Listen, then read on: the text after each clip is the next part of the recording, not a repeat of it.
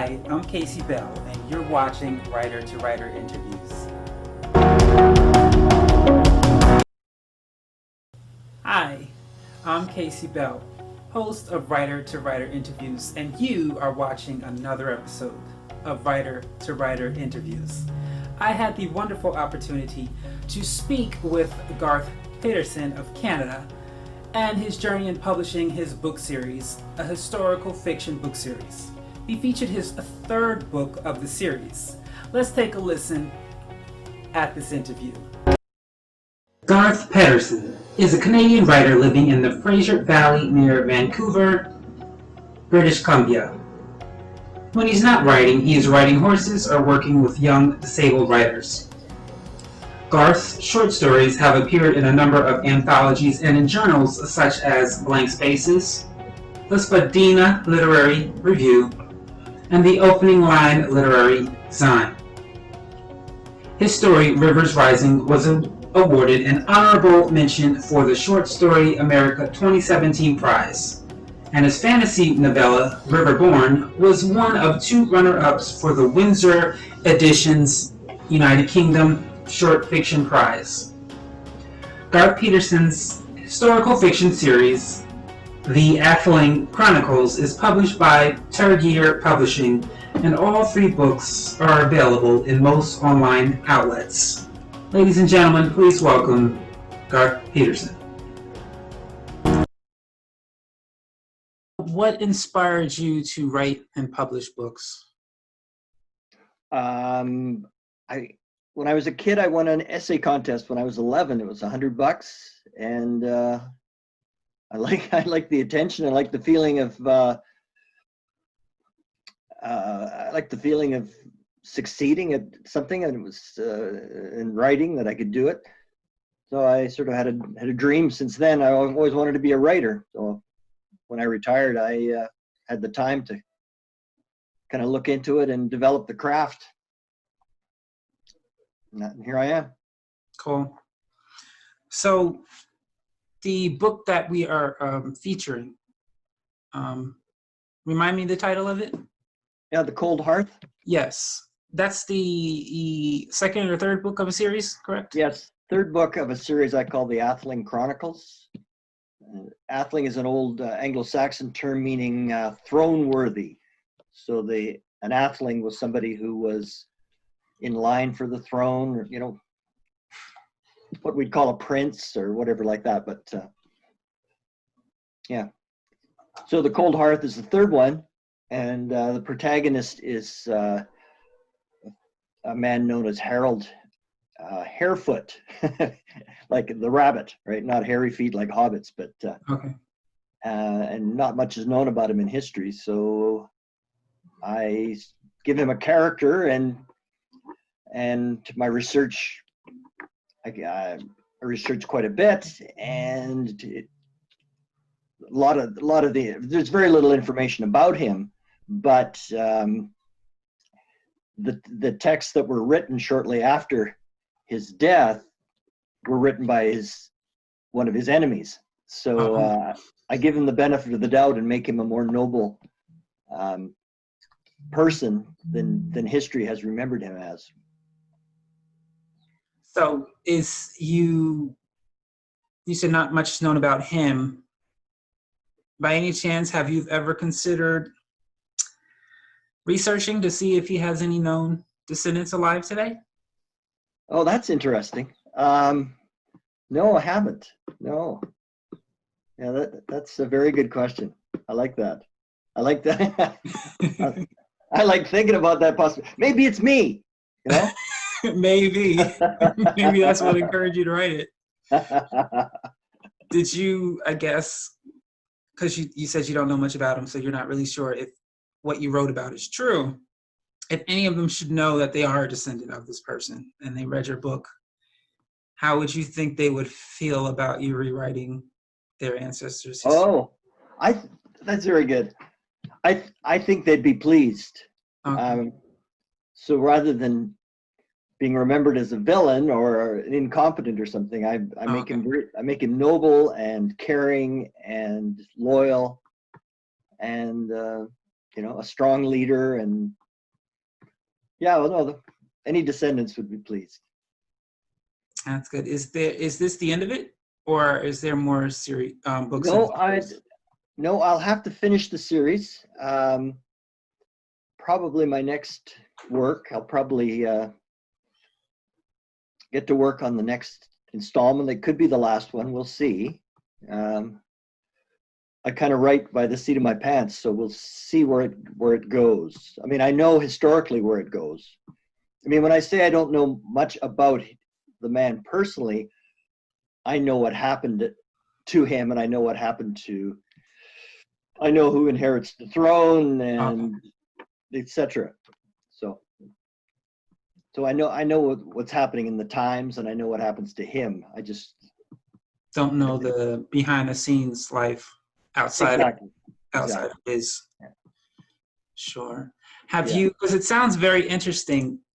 This was published by a book company, right? A publishing company, or you did? Publishing company, yes. Have they ever sought? Well, I can't do it now, but sought a what do you call it? A film studio to maybe turn it into a film?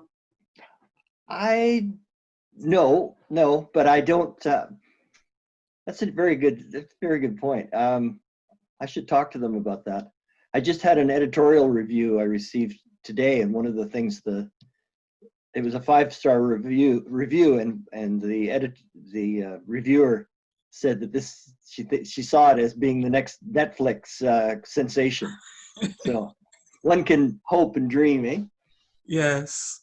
Or well, I know I can't recall the website, but Amazon Prime has a specific website where you can submit possible shows. Really? Yes, I've submitted a few. They were all rejected. Yeah, that's healthy. But I have to, if I can look for it, I'll send it your way. Thank you. They've had it for a while now, and I've submitted. I don't remember how many I've submitted. One of them got a feedback, because you can ask whether or not you want feedback or you just want to submit it. But the rest was just thank you, but no thank you. Mm-hmm. But it's a thought. I mean, I know a lot of people think television, but it seems like the old way of viewing entertainment has changed as it has in the past. And it seems like more of I know they were talking about one of the Emmys where most of the winners were Netflix and Amazon. Most of them were television. So it's definitely a thought, but it sounds, how do I say, I like seeing, even if it's fiction or based on true story, but not completely true, historical films about people, because we don't really understand our ancestors as far as their lifestyle of living, all the luxuries they didn't have that we have. Mm-hmm. And I believe when we read books that they've written, we forget they didn't have our knowledge. And so lots of times we'll read what they're doing with our knowledge. And I believe watching a film kind of makes us see their different lifestyle, so we can kind of understand them better as to why they made some of the decisions that they made that we may think is weird or crazy, or did some of the things they did. But it sounds very interesting. I recall reading a short story years ago that was, it was written in Roman times by a Roman. Mm-hmm. And I was kind of shocked that it was such a good short story, and it was very modern. Like it was as good a short story as 21st century short stories. You know what I'm saying? Mm-hmm. And it showed me that people are the same. People certainly they don't perhaps have the scientific knowledge or mechanical knowledge or whatever that we have today, but people are people, and human emotions and things are the same. It hasn't changed. Yeah. I don't know if you heard of Spring Awakening, Broadway show. No. It's a musical based on a play that I think was originally written like in the 1800s, and the playwright dealt with a lot of themes that I guess you would say well, no one can still, like, he deals with suicide, he deals with incest, and he deals with abortion. And you're thinking, people have a hard time talking about that today. Mm-hmm. How did this person from the 1800s get the courage to write this play? And a theater company did it at a theater I worked at. And let's just say there was a mother who wasn't aware of the content, and she, unfortunately, I wish she was sitting in the back of the theater instead of the very first row. Right. But when it got to a certain scene, she got up and she brought 2 of her teenage children with her. So she got up and left. And I understand, but it showed that nothing changed. Like, I think people think things changed or things are new, as they always say, there's nothing new under the sun, but people still think things are just happening, or this is just, I'm like, even now with what's going on with America, this stuff is nothing new. It's been happening since forever. Even before America was even America, in the BC times, the stuff was going on all the time. And I don't think we realize we haven't learned our lesson because we keep doing the same things that our ancestors did. I know. But it's all basically the same. Mm-hmm. But, and when I'm assuming, how did you find out about this individual in the first place? Originally? Yes, I was doing a write-off with a friend of mine where we were both writing, and he had done it before, and he'd brought some books, and I chose a book, and in the book it was a history book, and I noticed that just a fact about King Canute, who I'd heard of, King of England and Denmark, a Viking king, had gone to Rome in 1027. I thought that was interesting, so I started writing about his journey there, and then I wondered if he had a son. He had 3 sons, so I put one of the sons in the book, who became my protagonist. So that's really how it went from there. Is it too much to say you might venture into the other 2 sons? They're both pretty unsavory characters. Oh, okay, so they're not. They appear in the books, but they're antagonists. Okay, so then, all right. Yeah, but that's a good idea. Yeah. Yeah. Well, it'll keep the series going. That's right. So many people have the mindset that because they don't have a degree or they don't have.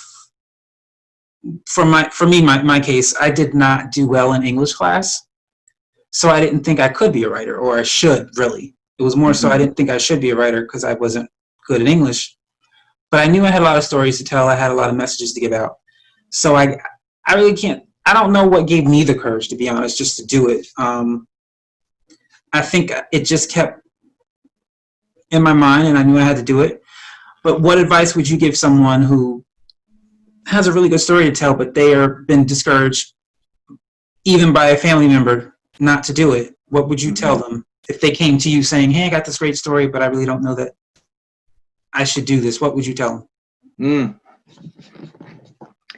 Yeah, I would tell them to sit down and write your story, and then entrust it to a good friend, like to go to somebody who supports you. I mean, everybody has their support system, right? We all need other people, and read it to them. You can read it out loud to the mirror to begin with, because reading out loud is a great way to find where your mistakes are and stuff. But read it to a friend, get some feedback on it, and you can always tweak it. You can always look at what you've read and say, okay, that's unnecessary. I've said this too many times. I'm repeating myself, whatever, and tweak it, and then write another story and another story. Like the more you write, the more you do anything, the better you get at it. You get at it, and write it for yourself. Write it for the experience. You don't even need a reason. Just write. Just sit down and write. I've got a little sign. That just do it. Right. Just do it. Or another one, just show up. Like just sit down and do it. So I think that's what I'd say. There's other things I could say about improving your writing and different things, but just start. I know one of the things I told someone, she said she had a lot to say, but she didn't know in which order to say it. And so I always tell people just vomit it all out and then clean it up later. Yeah. And that is definitely something, I mean, even if everyone has some type of experience, hopefully they learn from, that I truly believe they can help someone with. Yeah. And you don't need to be a degree-having expert to write a story, whether it's fictional or non-fictional. No. So, thank you. Sorry. Go ahead. No, I was just going to say, for years I was into journal writing, which helped me a lot through difficult periods and different challenges and stuff. And that's something I would recommend to people too. Keeping a journal, writing things that happen to you, write down interesting stuff you see, you hear conversations, write them down. You read an article, cut it out, stick it in. I mean, it can be anything in a journal. In fact, I found even when I was really going through intense times with anger and things like that, where I couldn't even write, I would just scribble. Maybe I would scribble intensely, like 5 pages, before I calmed down enough that I could start to write about how I was feeling, Right. Like, well, I'm really angry. Okay, what's underneath the anger? Well, I'm hurt, and things like this. And you start to write it. The more you explain it to yourself and get it out into words, the better you feel. The more you get that equilibrium back. So, journaling is really, really a good thing for a human, for anybody, and it's also really good for developing your writing. Yes, I found I had someone sent me a video on Facebook, and it reminded me of a dream I had. And so I was like, I got to go find that dream. And I didn't realize how many journals I had.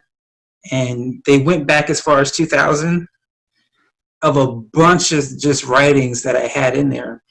And some of the stuff I actually started working on because I had ideas that I had completely forgot I wrote about, like a book I was going to write. And I just wrote the idea down and then just put the journal away. Yeah. And so I definitely... And I don't even remember why the first time I remember, I do remember when I was a child, I was at home watching a movie on PBS, and I just said, I need to write. And we had, I don't know, 10-minute walk away from our home, like a little corner store. And I went in there and bought a composition book, and I came home and I've been journaling ever since. And I am in full agreement with that everyone should have a journal. I've always said writing was my therapy because I was bullied a lot in school. So I would come home and just write down my anger in poem form. Sometimes I would write a song. Sometimes I would just, write what happened to me. And it really helped my writing. Mm-hmm. So it's definitely something. So we're on the same page on that one. Yeah. Very good. So last question. I think I gave you more than 5, but well, that's good. I like this question just to see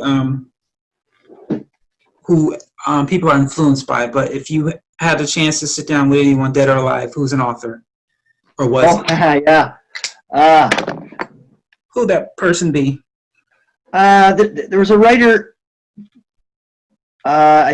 English writer. Rosemary Sutcliffe. I don't think that many people read her anymore, but she wrote she was the first one that I read she wrote historical novels. Okay. A lot of them young adult level, more, and some adult ones, but this was about Roman Britain, and I was just so intrigued by learning about the Romans in Britain at that time, And actually, they made a movie out of that I can't remember what it was called. The book was called Eagle of the Ninth, and I think they called the movie The Centurion. Michael Fassbender is in it. But anyways, Rosemary Sutcliffe. I'd love to sit down with her. Lovely English lady. She's long gone now, but have tea with her, talk. It'd be wonderful. Amazing. What's the last name again? Sutcliffe. Sutcliffe. Okay. Yeah. Don't go anywhere. We'll be right back after this brief message.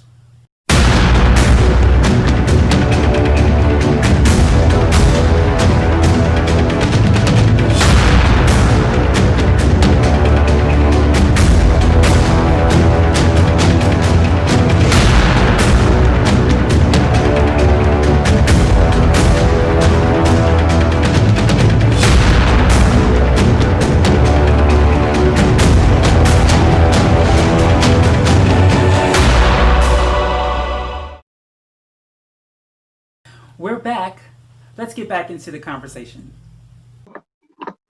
You mentioned working for a theater. I have a theater background as well. What have you done in the theater?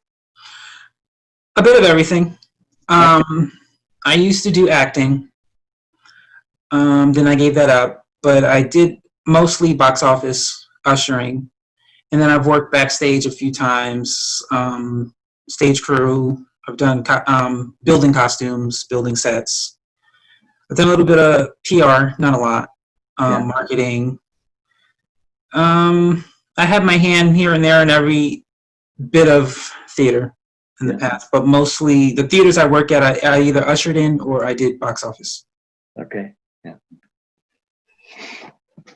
Acting. Do you ever do any musical theater? That's right. Yes. That was the first thing. Seventh grade was my introduction to theater, and I actually only did musicals until my senior year in high school. I did my first play, comedy. Right.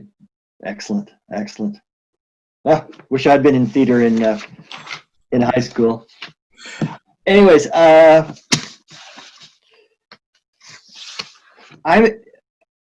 looking at your website and at your books. I'm really impressed with the variety in your books. I mean, how many different kinds of things? You've got children's books. You've got young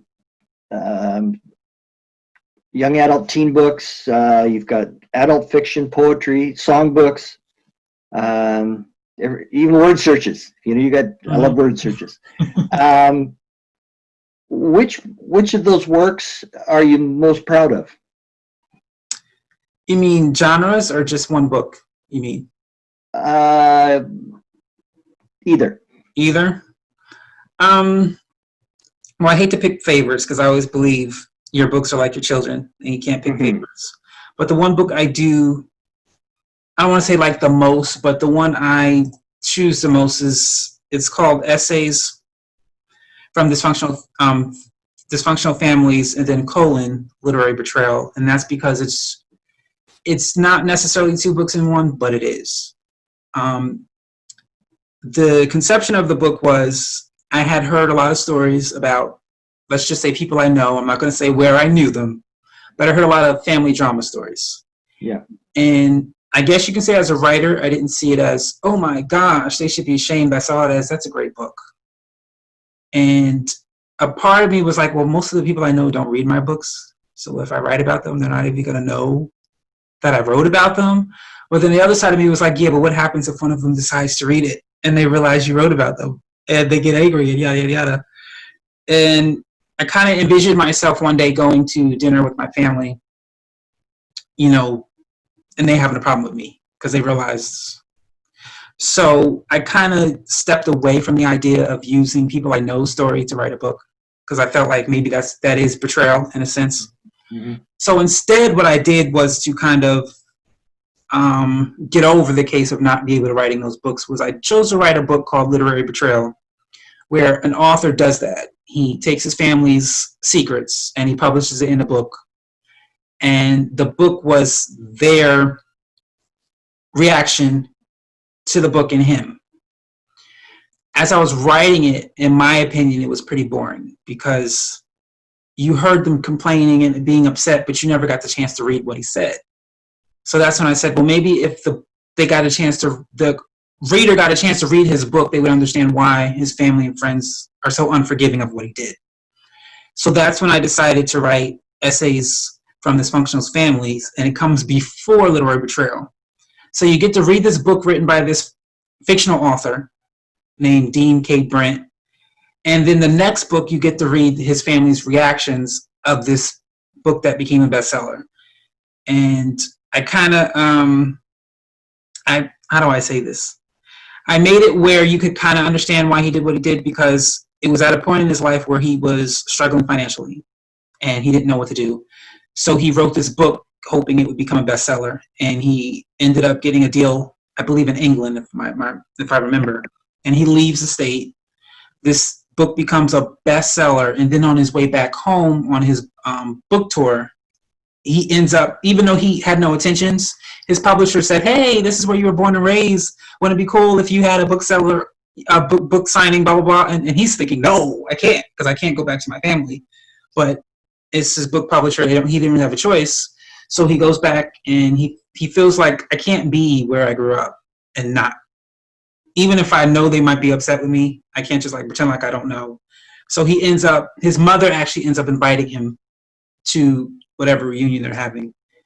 And he leaves, let's just say he leaves early because they're not welcoming of him. And they start saying things like, "Oh, be careful what you say, so-and-so is here. It might end up in another book." And so it's my purpose of writing it, because the first book, I made each story, the dysfunctions of the families, I made each story, how do I say, extremely dysfunctional, to kind of make people, I don't want to say make light of their own dysfunction, but not be so ashamed of it. Because I feel like the more we hide stuff, the worse things our lives get. So I was trying to show people that it doesn't mean it's okay what happened to you, but it is okay to at least discuss it and not be so afraid and ashamed that someone's going to know what happened. So that's the only reason why that is the one I'm most proud of, because if I could be wrong, I haven't read every single book in the world, but I believe I'm the only author to do that, put a book inside of a book. So. Very good. Yeah. Uh-huh.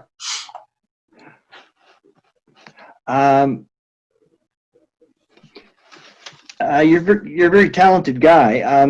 Writer, illustrator, publisher, you do everything. Do you have an editor or proofreader or somebody to give you feedback, catch your mistakes, anything like that? Yes, not all my books. The last two fictionals, which Essay is the book I just talked about, and the book after that, Family of Strangers, I hired an editor to edit it for me. Excellent. Yeah. Yeah. Do you find that, you said it was your last book, you were just discussing it was your last book. Do you find that your skill at writing and your experience with writing is steadily improving? From my first book, yes. Yes, very much. My first book, how do I say, someone made a review that it was good, but it read more like a film than a book, if that makes sense. I didn't have, how do I say, one of the problems I had with writing books was describing things. So I would just say a red coat instead of a strawberry colored fur. I didn't actually go into details, only because my reasoning was, if they're about to murder someone, I don't think you care what kind of coat, to me, that's not important. The story is important. Yeah. But I know in writing, they believe in having details so that people themselves can see what's going on. So I didn't do that in the beginning, and I had to learn how to do that, because I'm not good with just, that's why I always say, I hope I never see a crime, because they'll say, "What does he look like?" A person? Yeah. What was he wearing?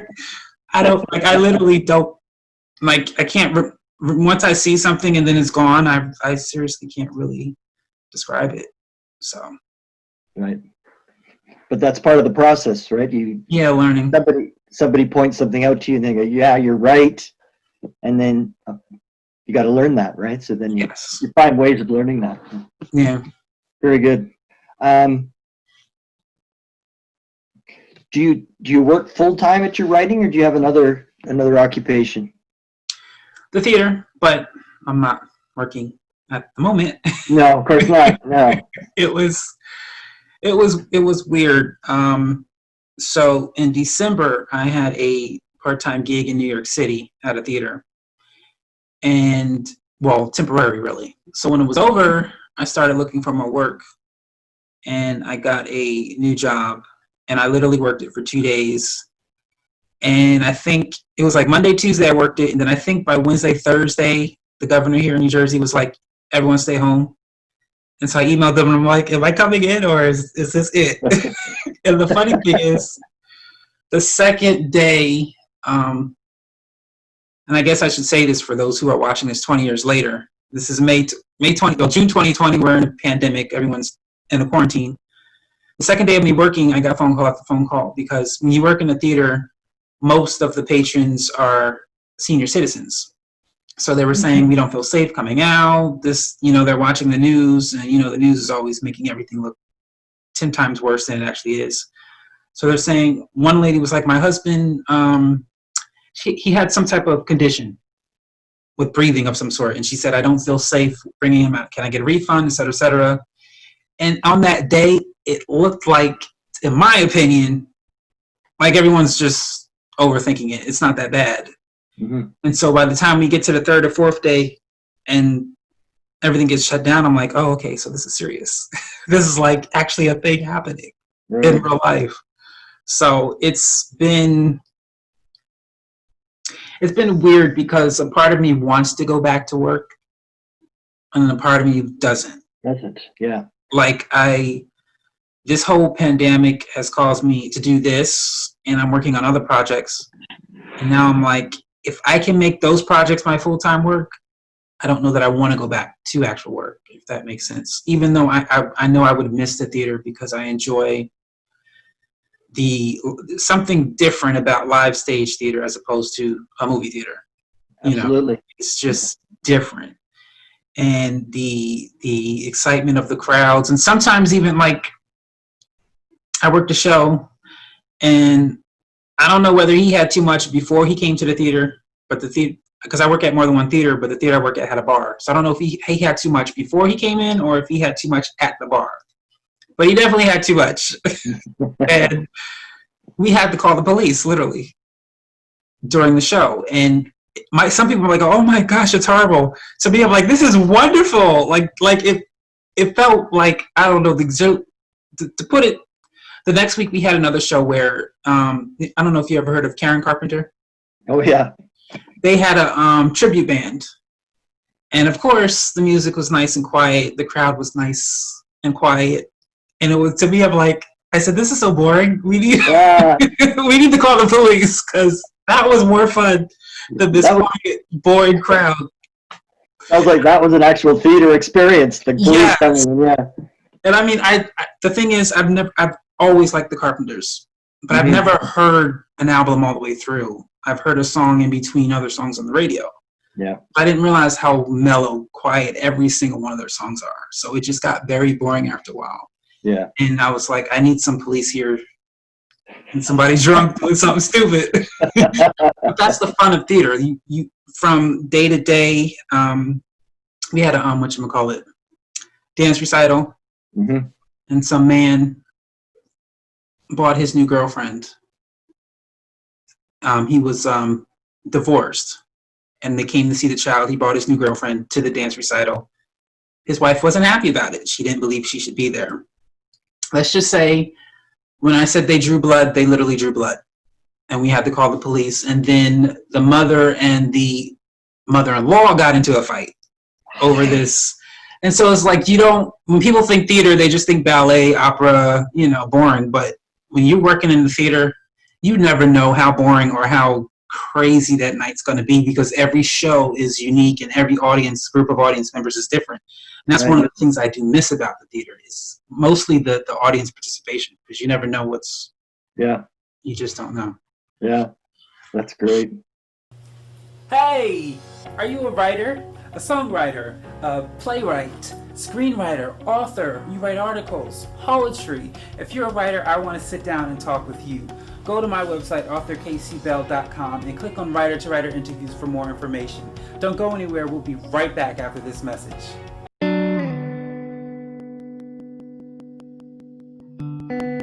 Essays from Dysfunctional Families, a book written by Dean K. Brent exposing his family's and friends' secrets.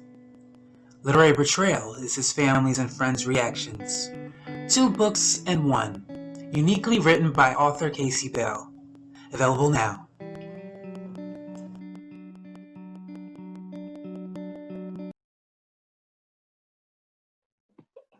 You make me miss the theater. I think it's the best job. Oh, it's great. I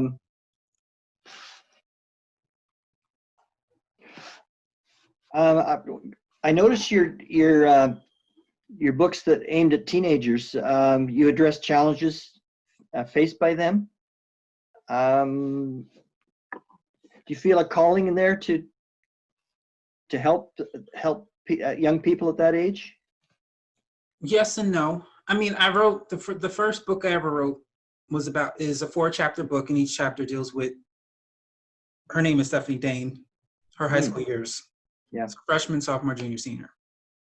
I wrote it because at the time I wrote it, I don't even know why, but everything that happened while I was in high school came to my memory. And I kind of just went, we had a bomb threat, which turned out to be false. Mm-hmm. A substitute teacher got caught in a hotel room with one of the students. Things just happened. And when I stopped and thought about it, I was like, the school, after all this stuff happened, the school never sent out letters to, my mother never knew we had a bomb threat because they didn't say anything. All the things that happened, I just look back and I go, this happened in high school? This is reality TV, adult stuff going on. And I just went, this is at the time, I guess, because when you're even in high school, even though you're considered adolescent, in my opinion, you're still a child. You have the mind of a child. You don't really stop and say, wait a second, this shouldn't be happening. We need counseling. We need to bring in some adults and figure out, you just live through it because you're a child. And as I got older, I stopped and said, a lot of stuff happened that really should not have happened. And I thought putting it in a book, because to me, it was so dramatic and crazy that I thought putting it in a book would be fun. I really didn't have any intentions of writing it necessarily for teenagers, but because it deals with someone in high school, in my opinion, no one else is going to care about that book except those of that age, And then again, the second book that's I consider young adult has to do with a boy band. And again, that was written out of frustration, to be honest. As I said, I was an actor. I got frustrated with getting rejected over and over again. So I wrote a book about this actor who gets rejected, and instead he auditions for a boy band and gets in it. And then you go through the journey of this boy band. I had no intentions of personally writing it for teenagers, but again, when you think of a boy band, most people who are going to care about that are teenagers.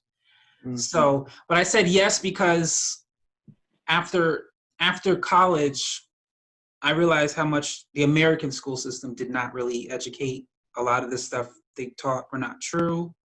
And I also felt like there was a lot of things they should have taught that they didn't. And so I have technically I feel like I need to speak to the younger crowd because I don't know about the rest of the world, but in America, they don't teach children, really. They teach either false information or useless information in the school system. And by the time you get out of high school and even out of college, you realize everything you should have learned, you didn't learn it. And you had to actually learn it all on your own, which to me is not a bad thing to learn on your own. But my thing is, if I have to learn on my own, why am I in school? If you're not going to actually teach me, then I shouldn't even be in school. If I'm just going to learn it on my own, so I would say yes to that, but no to the fact that that wasn't my intentions when I wrote those books. But it was after the fact when I wrote them, and generally they ask you, what's the genre? My only thought was, well, I don't think anyone other than teenagers would care about these books. Mm-hmm. So that's why they went under teen, young adult. Very good. I think I'm out of questions. Oh. Yeah. Well, that's it for today. Hope to see you again for another episode of Writer to Writers Interviews.